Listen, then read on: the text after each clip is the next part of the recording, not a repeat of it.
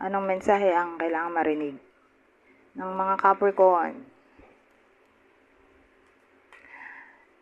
Mula sa July 1 hanggang 15, 2024. So may babae tayo. Anyari. Tapos may 9 of Cups sa dulo.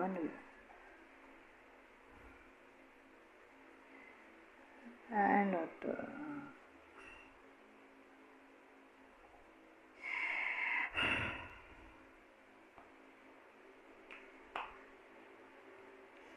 Well, ang dating kasi sa akin, merong dumating o darating pa lang siguro.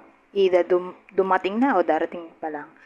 Pero tatanggihan niya yung offer na yon, yung opportunity. Kaya nga may missed opportunity tayo dito sa Knight of Swords. Pero baliktad. Ang reason ay dahil na-sense lang niya na hindi meant to be sa kanya yung opportunity na yon, o may red flag siguro siyang nakita. Kasi magiging intuitive siya dahil sa The High Priestess. At mukhang tatama yung hula niya. Kaya may 9 of Cups na para bang magiging masaya siya sa naging desisyon niya. Na tama ang kutob niya. Kasi, syempre, nanguhula lang siya dito eh. Ang dating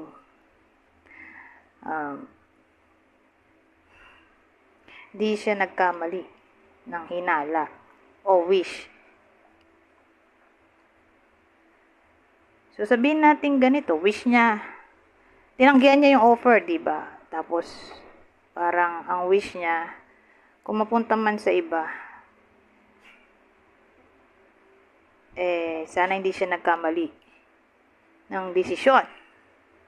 Nung napunta sa iba yung opportunity, nagkanda peste-peste yung buhay nung napuntahang opportunity. Na para bang, ang ending, magiging masaya siya kasi tama ang naging decision. Ganyan. Pero ano kayang opportunity yun, no? Babae lang yung bida dito. Siya yung nagtanggi. Siya tumanggi. So, isipin natin. Anong nangyari?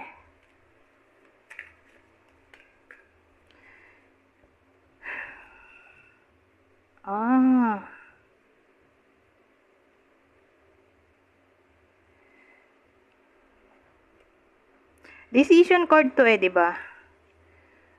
Pero ano to? Kasi renewal din to. So, sabihin natin ganito. Ibang senaryo. Tinanggihan niya yung offer na makipagrelasyon sa ex niya o sa someone new. Na parang nakita siya ng red flag, tinanggihan niya na maging sila. Tapos, nung tinanggihan niya, nabalitaan niya na yung sumunod na niligawan niya bukod sa iba sa inyo, di rin nag-work. Ganyan. Whether kayo yung niligawan o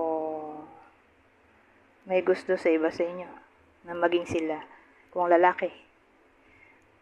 So, may crush. Halimbawa, may crush doon sa lalaki. Pwede rin gano'n. Tapos, sabi ng babae maging sila. Pero, ayaw nga nung lalaki. So, again, case-to-case basis. Ibang senaryo din, pwedeng tungkol to sa immigration. O migrate. Ayun pala nakalagay. Immigration, migration.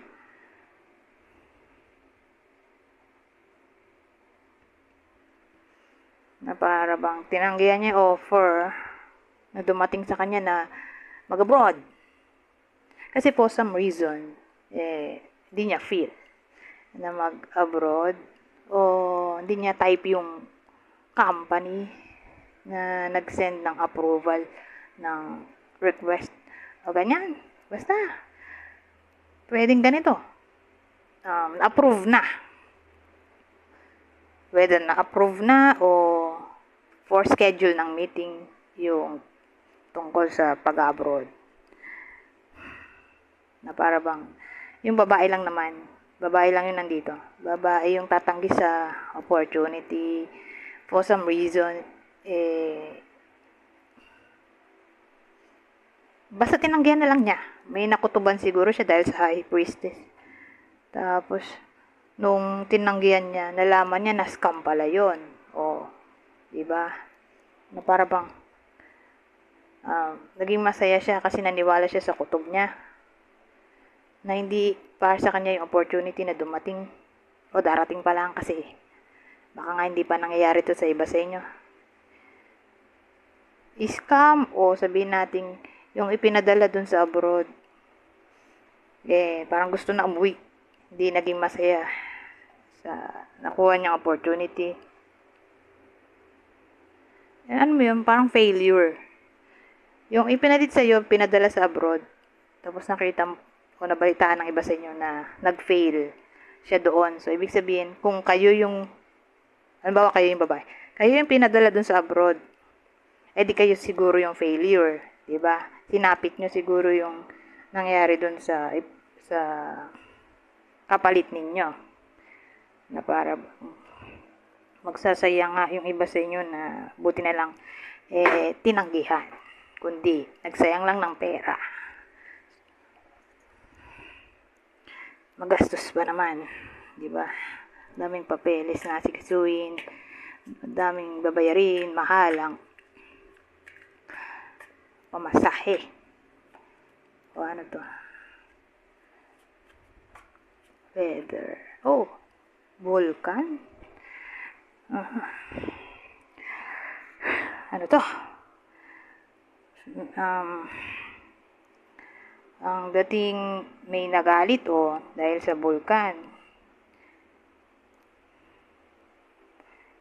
Ano to?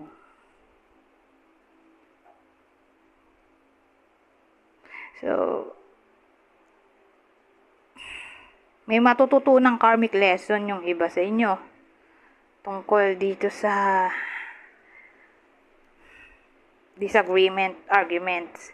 Kasi mukhang may mag-aaway dahil nga vulkan sumabog yung feeling. Ito namang feather, usually gino-correlate siya sa spirituality.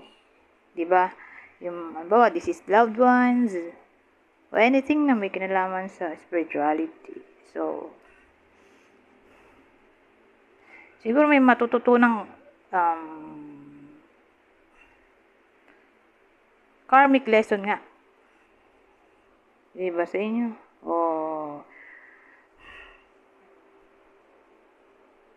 Anything na may kinalaman sa spirituality.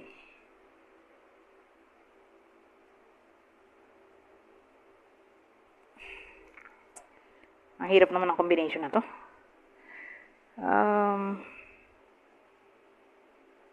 Inisip ko makakabati pa ba to? So, sabihin natin ganito. May nang-away sa iba sa inyo. Halimbawa, nangyayari na. Kasi kung nangyayari na, positive yung outcome. Kung di pa, di doon siya negative. Pero kung nangyayari na, more like, maibabangon niya ang kanyang dignity. So, sabihin natin may nagbabash sa iba sa inyo. May mga haters na nag-gossip na para bang ang mangyayari imbis na masira yung reputation, kabaliktaran. Di ba ganyan usually nangyayari sa mga artista? Kung mapapansin nyo. Pag-uusapan yung buhay nila, maraming galit sa kanila for some reason na hindi natin alam kung anong dahilan, pero part ng success yung pagbabash sa mga nakita ko na celebrity, whether dito sa Pilipinas o sa abroad, na yun nga, pinapasalamatan ng lalo na yung mga artist, yung tawag dito, yung mga singer. Nakikita ko pinapasalamatan nila yung mga basher nila na isa rin sila sa part ng success nila, na kung di sila binabash, hindi magkakaroon ng engagement dahil na sa YouTube. O sila rin mismo yung bumibili nung nila, album. Weird, di ba? So, ganon. Kumbaga, blessing in disguise, siguro. In short, tong combination na yan. Kasi nga, usually,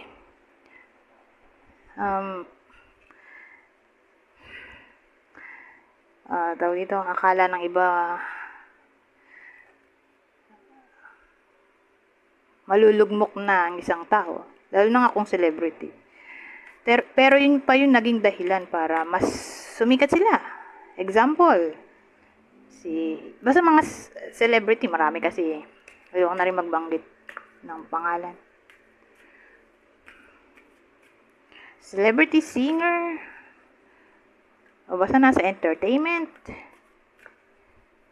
Ano to? Speaking ng gossip, ito na yung gossip. Ano tong wallflower? Kasi usually itong wallflower, siya ito yung party, tapos siya nakaupo lang. Ayaw niya makihalubilo, ayaw niya magsayaw, ayaw niya kausapin yung mga nasa paligid. So, kaya wallflower. Kasi,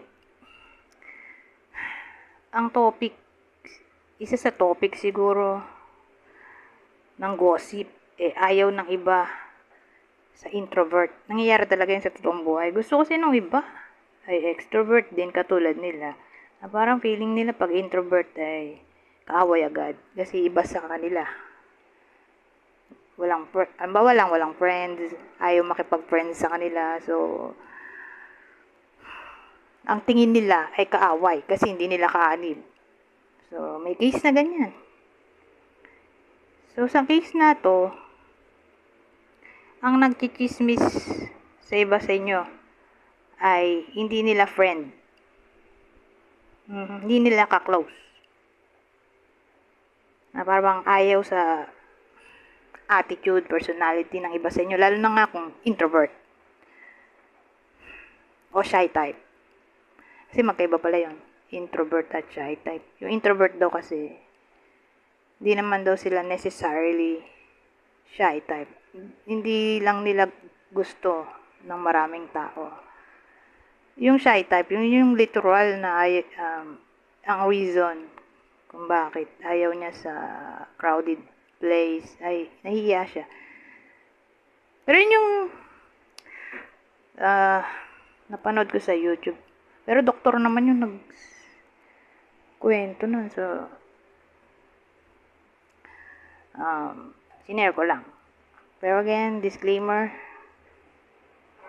hindi po ako doktor. Sinare ko lang yung knowledge ko doon sa napanood ko.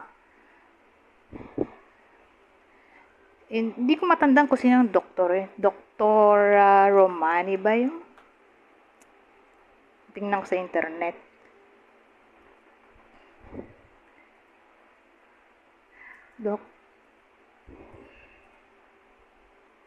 Wait lang Dr. Romani. Oy, yan nga. Dr. Romani. Kaya lang, sa tagal ng panahon na pinanood ko, hindi ko na rin sure kung tama ba yung memory ko, pero siya yung doktor na nakita kong nagdi-discuss tungkol doon. Anyways, hanggang dito na lang. Goodbye po na.